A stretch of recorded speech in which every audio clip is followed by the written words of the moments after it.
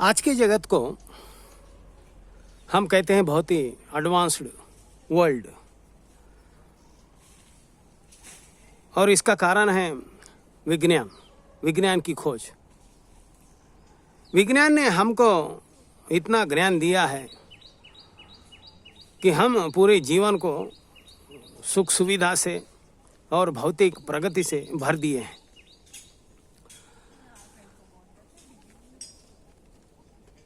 और पृथ्वी पर सबसे अगर एडवांस्ड कंट्री कोई है जो अमीर भी है वो है अमेरिका। तो जहाँ भी एडवांसमेंट की बात आती है तो हम सबकी नज़र अमेरिका के ऊपर जाती है। लेकिन मनोविज्ञान की जो खोज हुई उसमें ये पता चला कि अमेरिका के लोगों में जितना भय है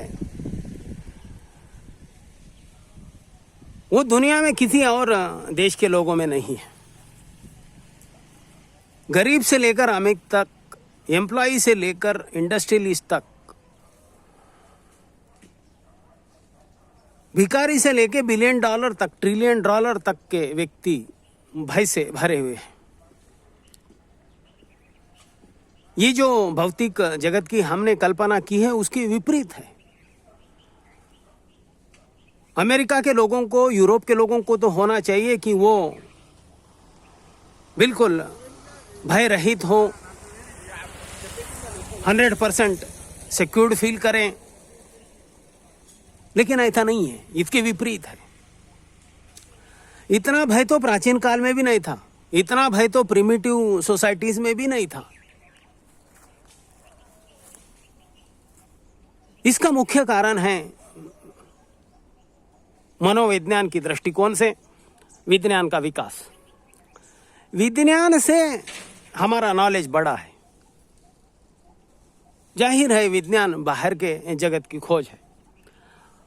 अब ये जो विज्ञान की जो खोज हुई उसका जो नॉलेज हमारा बढ़ा है वो जीवन के हर आयाम में है। स्वास्थ्य में है, आर्थिक में है, सामाजिक में है, मानसिक में है, फिलॉसफिकल है।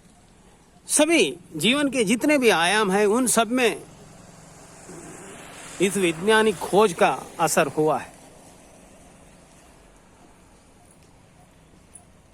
लेकिन जितना भी ये हमारा नॉलेज बढ़ा है जीवन के इन आयामों के प्रति, तो हमें इन सब जीवन के आयामों में सुरक्षित महसूस करना चाहिए, हमें बहुत सिक्योर्ड होना चाहिए। लेकिन हकीकत उल्टी है, हम जीवन के हर आयाम में इनसिक्योर्ड बनते जा रहे हैं और प्रतिपल हर व्यक्ति का भय बढ़ते जा रहा है। जीवन के प्रति जितना अविश्वास पुरातन काल में था उससे हजारों गुना ज्यादा अभी जीवन के प्रति अविश्वास भर गया है। मृत्यु के प्रति जितना भय पुरातन काल में प्राचीन समाज में था उससे 1000 गुना ज्यादा मृत्यु का भय अभी हर व्यक्ति में भर चुका है। प्रतिपल हर व्यक्ति मृत्यु के भय से भरा हुआ है।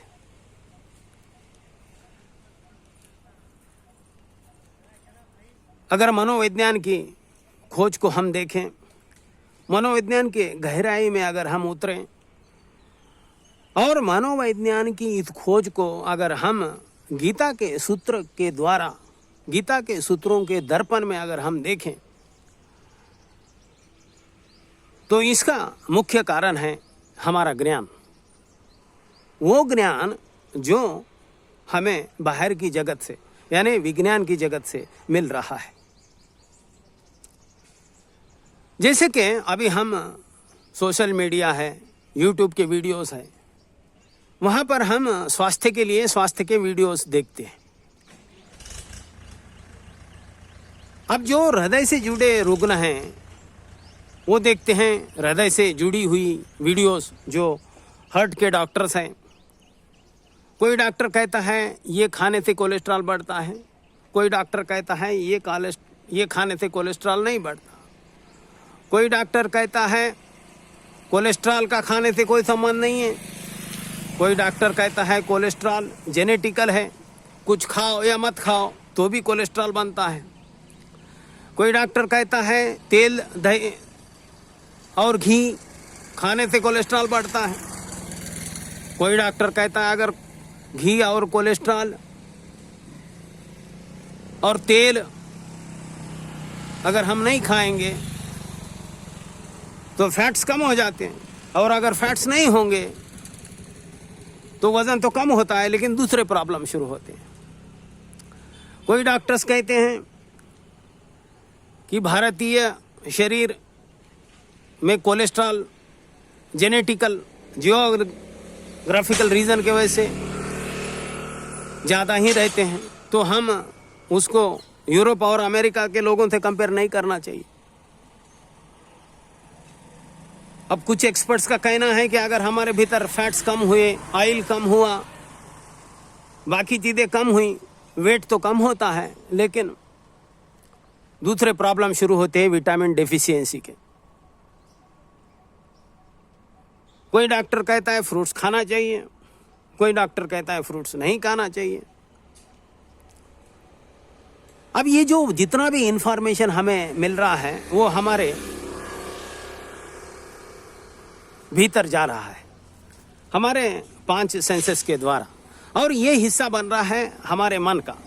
इससे हमारा मन पोषित हो रहा है, पुष्टपूर्ण हो रहा है, हमारा मन बढ़ रहा है इस इंफॉर्मेशन की वजह से। हम इसे ज्ञान समझकर ग्रहित कर रहे हैं, इसलिए और हम ज़्यादा इसको पकड़ कर रख रहे हैं हमारे मन के अंदर।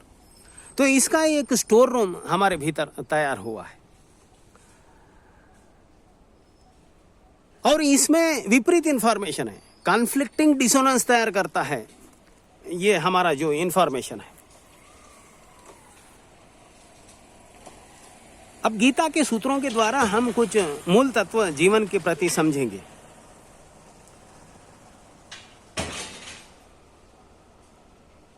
हमारा शरीर जो काम कर रहा है उसकी जो इंफॉर्मेशन है, उसकी जितनी भी डिस्कवरीज हुई है, जितनी भी समझ बनी है विज्ञान के द्वारा, वो सीमित है। इसलिए तो डॉक्टर कहते हैं कि बॉडी इज नॉट रिस्पॉन्डिंग। इसका अर्थ होता है कि हर मेडिसिन को हर बॉडी उसी प्रकार रिएक्ट नहीं करती जिस तरह दूसरे व्यक्ति के साथ करती है। यानी एक माने में इसको संक्षिप्त में अगर हम समझे तो जैसा खाना है, खाना क्या खाना है और उसको भीतर शरीर के अंदर डालना है, इतना ही हमारे हाथ में है। जैसे ही ये खाना हमारे फूड के ट्रैक में पहुंचता है, फिर हमारे बस में कुछ नहीं रहता, क्योंकि इसके ऊपर क्या असर होगा, किसका शरीर इसको किस तरह रिएक्ट करेगा, ये किसी को भी पता नहीं है। उसी तरह हमारे मन का जगत भी है। मन प्रतिपल हमारा क्या विचार लेके आ रहा है ये किसी को भी मालूम नहीं है, क्या भाव लेके आ रहा है किसी को भी मालूम नहीं है, और इस विचारों का, उस भाव का नेक्स्ट मोमेंट हमारे ऊपर क्या प्रक्रिया होगी ये किसी को भी पता नहीं है, क्योंकि हमारा ये मन अस्तित्व से जुड़ा हुआ है, यूनिवर्सल माइंड से जुड़ा हुआ है, और इसका जो शरीर है वो इन्फिनाइट है। कॉन्शियस, सबकॉन्शियस, कलेक्टिव कॉन्शियस से लेकर यूनिवर्सल कॉन्शियस तक ये जुड़ा हुआ है। इसलिए दूसरे पल हमारे क्या विचार होंगे, हमारे क्या भाव होंगे, ये हमें पता नहीं। तीसरी मुख्य बात, हम समझते हैं, हमारे माइंड को भी हम बहुत अच्छी तरह समझते हैं। कुछ लोग ये भी समझते हैं कि हम दूसरे के माइंड को भी बहुत अच्छी तरह रीड कर सकते हैं, लेकिन हकीकत तो ये है, चाहे हम अपने माइंड को भी कितनी अच्छी तरह समझे, चाहे हम दूसरे के माइंड को भी कितनी अच्छी तरह समझे, इस समझ की औकात इतनी है कि ज़्यादा से ज़्यादा हमारे आने वाले विचार क्या हो, हमारे आने वाले भाव क्या हो, इस पर हम थोड़ा सा नियंत्रण रख सकते हैं। लेकिन सिर्फ हमें आने वाले भाव, हमारे आने वाले विचार इतने तक ही सीमित नहीं है। ये विचार, ये भाव, ये हमारे मेमोरी में जाते हैं और हमारे मेमोरी को ट्रिगर करते हैं। फिर ये जो विचार, हमारे ये जो भाव जब हमारे मेमोरी कोश को ट्रिगर करते हैं तो उसका परिणाम क्या होता है किसी को भी पता नहीं है। उस किस खाई में हमको लेके जाता है या किस लेवल तक ऊपर उठाता है, इसकी हमें कोई कल्पना नहीं है। सुसाइड ऐसा ही होता है। जो व्यक्ति सुसाइड करता है वो प्री प्लान्ड नहीं रहता, उस मोमेंट में हो जाता है। अगर वो मोमेंट में अगर वो रुकता है तो फिर वो सुसाइड नहीं करता। अब ये क्यों हुआ? क्योंकि जो आने वाले विचार है उसके मेमोरी को इस तरह ट्रिगर किए हैं कि अब उसके बस में कुछ भी नहीं है। तो उस जो ट्रिगर हुए मेमोरी का जो पावर है उसका वो विक्टिम है। जैसे अभी गूगल मैप है, हमारे भीतर कोई भी प्रॉब्लम होता है शरीर का, कोई भी सिम्टम्स आते हैं, हमको लगता है कि कोई हमें शरीर का प्रॉब्लम हो रहा है, तो हम वो इन्फॉर्मेशन गूगल में देखते हैं। गूगल 6, 7, 8 रीज़न देता है और उसमें बहुत से जगह कैंसर एक रीज़न रहता है। अब ये जो इन्फॉर्मेशन है, ये जो ज्ञान है, ये गया हमारे मेमोरी कोश में। अब हमारा जो मेमोरी कोश है सबकॉन्शियस भरा हुआ है भय से।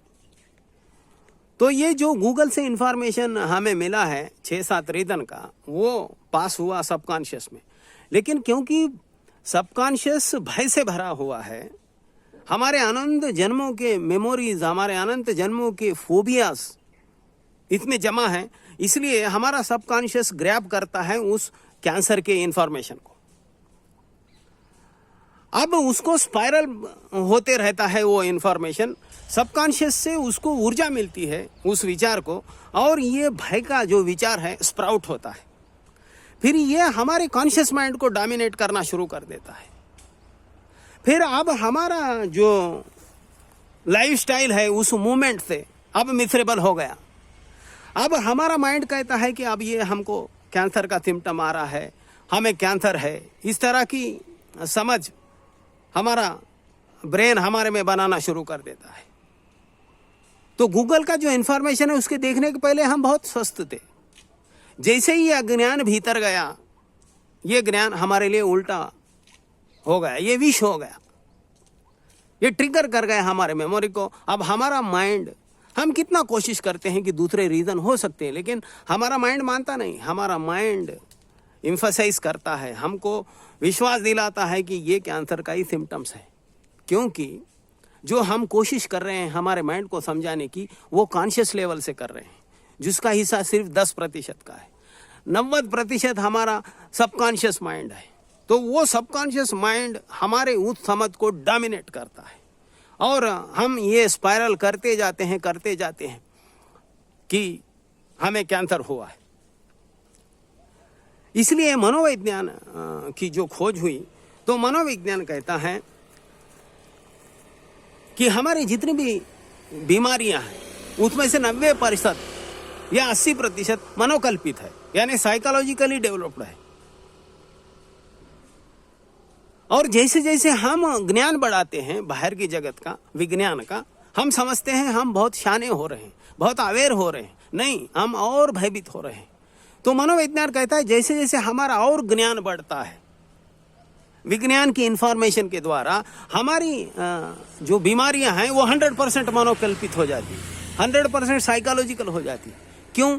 ये गूगल का जो इंफॉर्मेशन है उसका मैंने जो उदाहरण दिया उसकी तरह। पहले क्या सिम्टम्स है, उसके क्या रीजंस है, हमको पता नहीं थे। लेकिन जैसे ही हमको सिम्टम्स के रीजन पता चले, अब हमारा भय बढ़ गया। बजाय इसके कि हमारे भीतर अवेयरनेस आए, हमारा भय बढ़ गया। क्योंकि जो अवेयरनेस की बात हम सोचते हैं, जो ज्ञान की बात हम सोचते हैं, वो सिर्फ 10% कॉन्शियस माइंड का हिस्सा है। 90% हमारा माइंड है सबकॉन्शियस। वो जब ट्रिगर होता है, हर इंफॉर्मेशन के साथ हमारा सबकॉन्शियस ट्रिगर होता है, और उसकी जो कैपेसिटी होती है वो 90% होती है हमारे कॉन्शियस माइंड के ऊपर। इसलिए जो ज्ञान का हिस्सा है, जो समझ का हिस्सा है, जो अवेयरनेस का हिस्सा है, उस इंफॉर्मेशन से, उस ज्ञान से हमें जो मिला है वो सिर्फ 10% का होता है। बाकी उसके साइड इफेक्ट्स सबकॉन्शियस माइंड से शुरू हो जाते हैं। इसलिए कृष्ण गीता में अर्जुन को कहते हैं, अर्जुन तू भीष्म को देख, बाहर के इंफॉर्मेशन, बाहर के विज्ञान, बाहर लोग क्या कहते हैं, बाहर का ज्ञान, ये कुछ काम में आने वाला नहीं है। खुद के अनुभव से, खुद के ऊपर काम करके जो समझ बनती है वो पक्की समझ है, वो पक्का ज्ञान है। क्योंकि ये ज्ञान हमको सबकॉन्शियस लेवल को क्लीन करने से मिलता है। इसलिए कृष्ण अर्जुन को कह रहे हैं, भीष्म द्रोण प्रमुख, पहले भय के ऊपर काम करो। ये भय बहुत गहन है। तुम्हारे सब विज्ञान की इंफॉर्मेशन, तुम्हारे सब नॉलेज को ये 2 कौड़ी का बना देता है।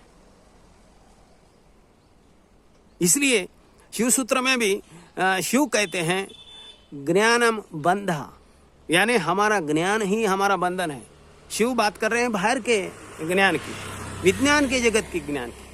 अब इसका अर्थ ये नहीं है कि जितने भी विज्ञान की खोज है, जितना भी विज्ञान का इंफॉर्मेशन हमें मिलता है वो वेस्ट है, ऐसा नहीं है। बाहर का ज्ञान, बाहर का इंफॉर्मेशन हमें बाहर के जगत के लिए बहुत ही उपयोगी है। उसके बिना हमारे जीवन अस्त व्यस्त हो जाता है। जीवन में कोई प्रगति का मार्ग विज्ञान के बिना नहीं है।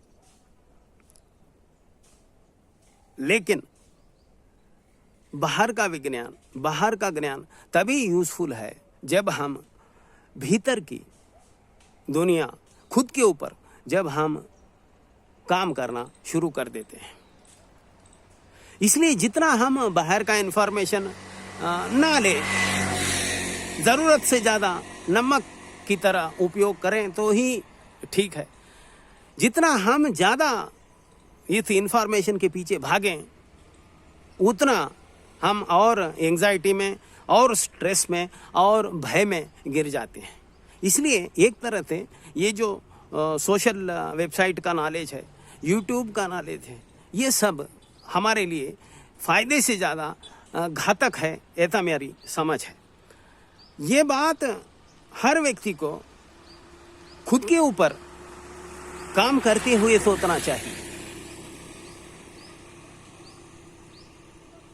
ये जो इंफॉर्मेशन हमारे लिए ज़्यादा इसलिए घातक है क्योंकि हमारा जो शरीर है, हमारा जो मन है, वो अस्तित्व से जुड़ा है।